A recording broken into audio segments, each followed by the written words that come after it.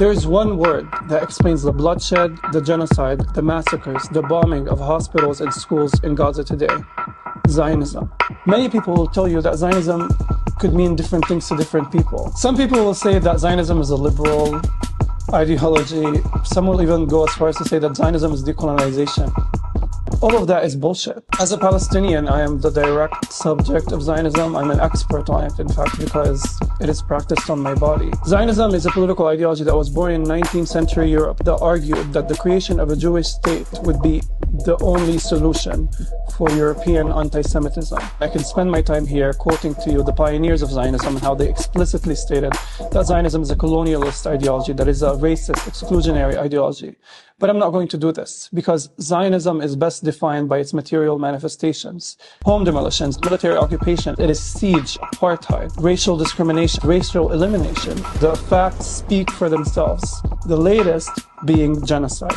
Any project that can only achieve its goals through the elimination of one people, through dominating them and subjugating them, is a genocidal project. It has not stopped since 1948, and it continues today. In fact, the past few months have been the most dramatic manifestation of Zionism, where over 1.5 million Palestinians have been displaced from their homes in Gaza. Over 20,000 Palestinians have been murdered by Israeli forces. You only have to look at the laws and the policies that Zionism has produced to understand it. For example, in 1952, key laws were passed in the Israeli Knesset. One, the absentee property law, which prevented Palestinians who were forcibly dispossessed from their lands in 1948 from reclaiming their property. And two, the law of return, which says that any person who is born Jewish around the world can emigrate and get citizenship. Meanwhile, there are over 6 million Palestinian refugees lingering in refugee camps around the world, stateless. I mean, my own home in Jerusalem is a prime example of this, where US-based settler organizations that are backed by the Israeli government and military can come to our home and claim it as theirs by divine decree, and then they can exploit an already asymmetrical judiciary to dispossess us of our home. You are stealing my house!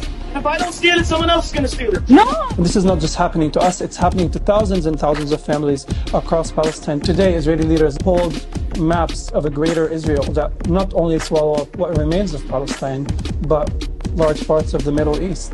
They talk about how there are no Palestinian people, how their aim is not only to make life in Gaza uninhabitable, but to reoccupy the Gaza Strip, to reestablish the settlements in the Gaza Strip. The Zionist desire for Palestinian land is insatiable. It is rooted in the logic of taking as much Palestinian land as possible while having as little Palestinians on it as possible. Zionism is the most arrogant form of racism.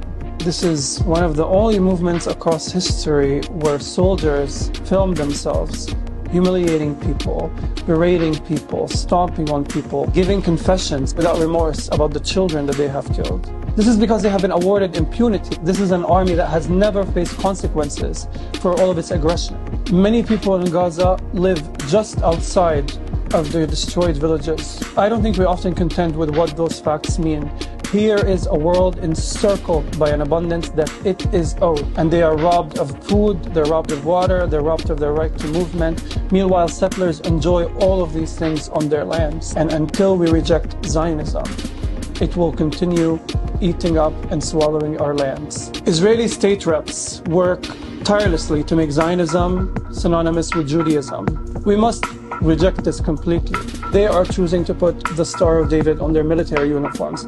It is not my decision, and so it is not my responsibility. The fact that the world's superpowers are lobbying to ban criticism of Zionism is proof that Zionism is rooted in imperialism. Were there not an Israel, the United States of America would have to invent an Israel. We'd have to invent one. Because Israel serves the United States' interests in the region, economic interests, business interests, weapons interests. Meanwhile, people in the United States have no access to free healthcare or free education. To be anti-racist means that you have to be anti-Zionist. The only meaning that Zionism can hold is the meaning it practices today: racial elimination and settler expansion. And the only solution for Zionism is abolishing Zionism, dismantling the Zionist enterprise. That is the only way we can have dignity, justice, and peace in the region. It is a moral obligation, because it is a moral obligation for everybody to oppose murder, theft, and erasure.